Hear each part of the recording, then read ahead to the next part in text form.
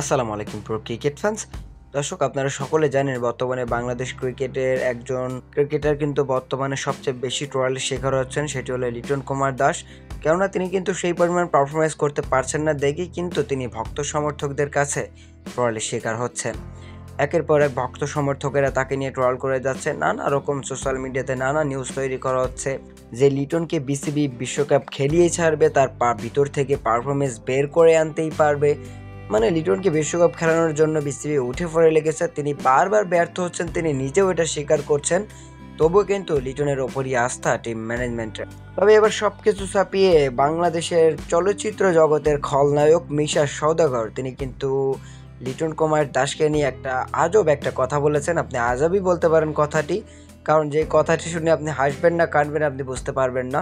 তো জাস্ট দেখুন আপনি কি মিশা সওদাগর লিটন কুমার দাসকে নিয়ে কি বলেছে।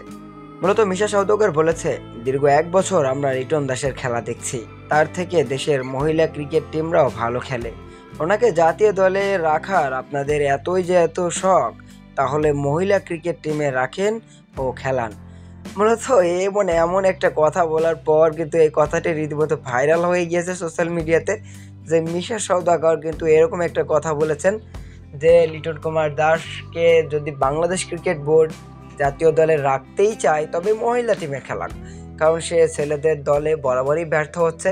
আর এরকম একটা কথা শোনার পর আমি পার্সোনালি যেটা মনে করি, লিটন কুমার দাসও কিন্তু অবাক হয়ে গিয়েছেন, বা তিনি এই বিষয় নিয়ে কী বলবেন বা তার মাথায় এই বিষয়টি কিভাবে কাজ করছে, এটাই এখন অবাক করা বিষয়।